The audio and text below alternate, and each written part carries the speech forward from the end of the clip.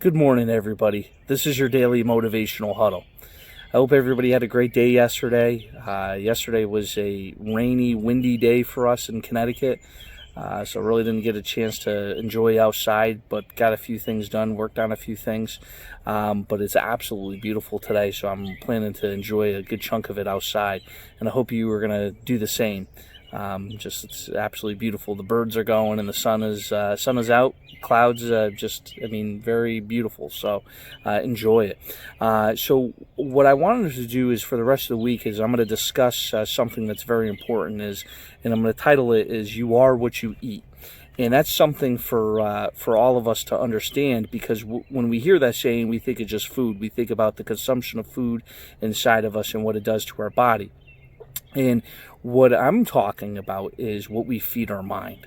What we feed our mind is so important and is vital to our well-being and health, because your mind is very, very, very powerful. It's a tool, and it can be used as a weapon. So it's interesting because have you ever seen somebody walk by you or what have you, and they maybe they trip or maybe they stub their toe, right? And you feel some type of sensation of pain when that happens, when that person does that. Has that ever happened to you? But you didn't stub your toe. You didn't trip. You didn't hurt yourself. It was somebody else.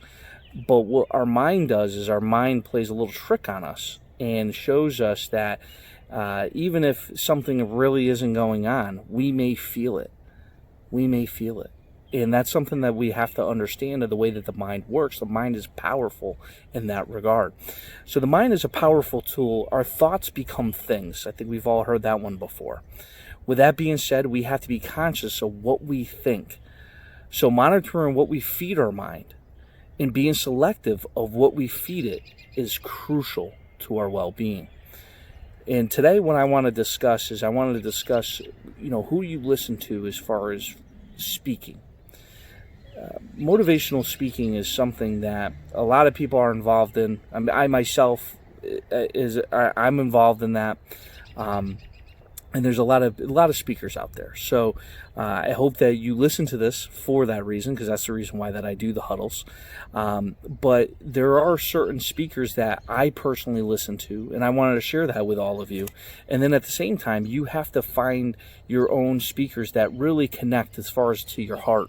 And that's something right there, something that just really connects you to that person and what they say, and you can feel it. It's not just a matter of, oh, well, hey, you'll listen to these 5 people and you're going to be all good. That may not work for you. Some of these speakers may not be speakers that connect well with you. You don't like their style. You don't like the way they do things. You don't like what they say, or maybe they use profanity, and you don't like that, and that's fine. You have to find certain speakers that work for you, so that way you can listen to them on a daily basis. That's right, a daily basis, and listen to them on a daily basis, so that way you feel in connection to them. Okay, so some of the speakers that I listen to, Les Brown, that is my number one. That's my go-to. Especially if I'm feeling a little down or what have you. He just seems to lift me up. I think the way that he delivers his speeches and the tone that he uses, I think it makes this huge connection as far as to me. The next one is Eric Thomas. Eric Thomas is another one. Same thing like Les. Just his delivery, the way that he breaks things down, the way that he holds you accountable. It feels like, even though he's not necessarily speaking directly at me, but it feels that when he speaks, it is holding me accountable as far as to that higher standard that I want. The third one is Tony Robbins. Tony Robbins is obviously world-renowned, great speaker. I think I love the way that he breaks down our behaviors and the way that we do things and why we do them, and makes you take another look at that and say, wait, hang on, that's the reason why that I do that. That makes sense now. Now I have to change that behavior. It's amazing when you really listen to him speak, and especially when it comes to behaviors and how we do things and why we do things, and then looking into our past for the clues. John Maxwell, Unbelievable speaker, unbelievable author as well, but very, very key on leadership. I love hearing him discuss leadership and how we break things down to the people that we're leading, what we should be doing, key principles, just fantastic. And another one that I'm going to throw out there, and this may not connect with everybody because of religious beliefs, but T.D. Jakes, amazing. If I'm looking for a little bit of God or something that intertwines into the Bible, this is something that is key, because a lot of the human behaviors that we have, we can always go back to the book and really look at as far as historically, why we do what we do and the lessons that can be learned. And he really ties it in, and he's very powerful in the way that he speaks, and it just really connects as far as to my heart.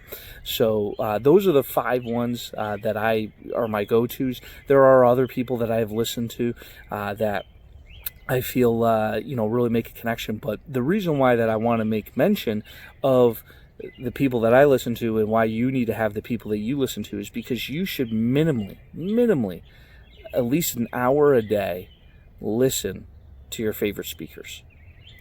Instead of when you go to the gym and blasting some music and what have you, you have no idea the impact, just even the intensity pickup as far as that I've had at the gym when I'm lifting weights or whatever the case may be, that when I'm listening to one of my favorite speakers, what that does as far as to me, how that lifts me up, how that gets me going, gets the blood flowing. The impactful words that we hear are huge. These are things that I listen to early in the morning, and I get it knocked out. It's not a matter of getting it out of the way, but it's a matter of that if you do it early in the morning, it makes a huge impact in your whole outlook in your day. You have to start off the day right. The first 15 minutes of when you wake up are the most crucial, because that is when you're most, your brain is fresh. It's just come out of a sleep. It's very impressionable at that point, I think is the best term to use. It's very impressionable. So that first 15 minutes is key. So what you listen to and what you hear is crucial. Have you ever been woken up and out of anger from maybe your spouse, or a relationship that you have, because you didn't do this or you didn't do that, you didn't take out the trash, or you didn't it doesn't feel good. It doesn't make you feel good. It doesn't make you really, you respond back with spitfire, right?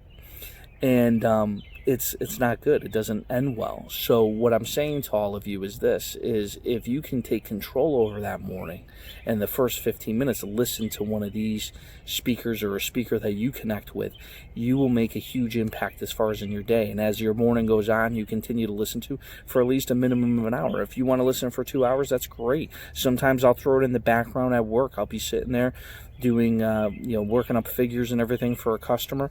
And while I'm doing that in the background, I'm hearing some of the motivational speakers that I listen to. And it just sets the tone. It sets the mood right, and it sets it in a positive light. So that's what I got for today. I hope you guys have a great day, and I'll see you guys tomorrow. Thank you.